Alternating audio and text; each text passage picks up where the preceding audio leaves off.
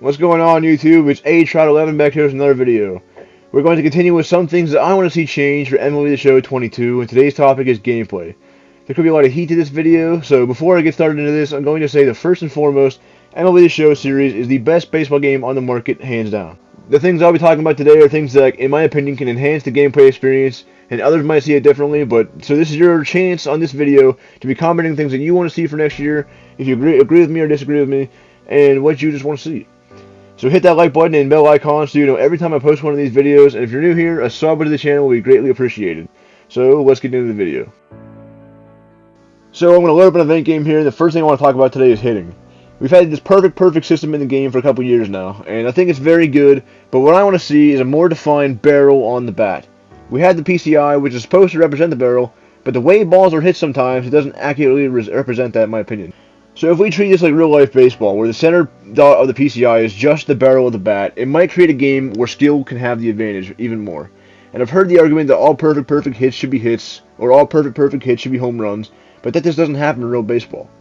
There are some fluky, weak hits in baseball, so they need to stay in the game, but my opinion on them in an online environment, and in some of these tournaments where you play for real money in, skill should be the determining factor, absolutely. If we can get a game where skill is the ultimate factor, which we got close to this year on the pitching side, it will make for a better online product. Along with that, Pci Sizes on All-Star are just way too big in my opinion. You can foul off basically anything, and you'll see that here in this gameplay that I'm showing. But if they plan on keeping with the same Pci size on All-Star, I think the best move would probably be to shorten the timing windows, and maybe it could help out with the foul balls and check swings also, because they were incredibly frustrating at times this year too. Now on the pitching side of things, pinpoint pitching this year was one of the greatest things they added to the show gameplay-wise in a long time. I've seen people complain about how pitchers are too accurate, but if you played MLB The Show 20 like I did, you would know that most of the pitching in that game was just pure RNG. You couldn't really locate it, it was just bad. So Pinpoint gave us a way to control what we were doing and give us feedback on how to improve, and it's an excellent feature that needs to stay. They recently did an update that made Pinpoint a little harder and hitting a little easier, because I'm sure you've seen McGunsky's video about the pitching and how it can be sometimes impossible to hit home runs in the corners, and if you haven't, I'd recommend go seeing that, so you can get an idea of what was going on there, but I think the move made sense, so it can help some people in the higher difficulties be able to hit those pitches better. Speaking of higher difficulties, one of the things I've been wanting for a long time in this game is to either have all modes on Hall of Fame, or have a universal pitch speed while dropping the Pci size in each difficulty. This gameplay I'm showing you here is from the Championship Series event on All-Star, and as you can see, a lot of runs here come off of not so good swings.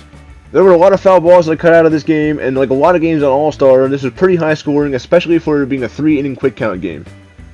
If every mode like events and BR were on Hall of Fame all the time, it would make them more fun to play because you wouldn't get as many fluky hits and foul balls against you every game.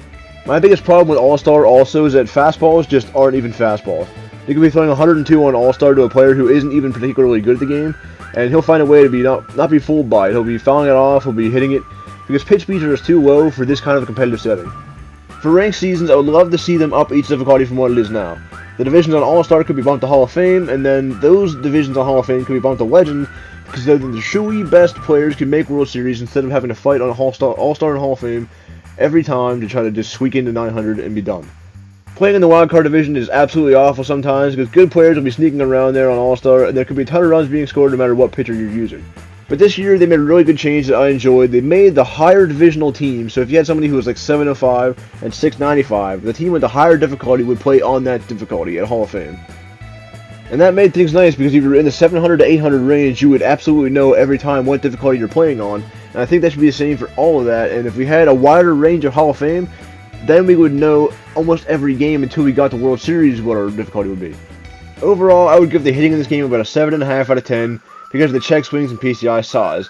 If you're on All-Star, it's just really hard to get people out, especially at this point in the year. And I feel like this game plays best in Hall of Fame, and I want to see them integrate that difficulty more into competitive play in next year's game.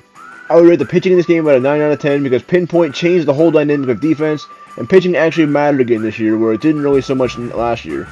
And finally, I would rate fielding at about 8.5 or 9 because this year, unlike previous years, fielding was never something that needed tweaked, and that's a plus.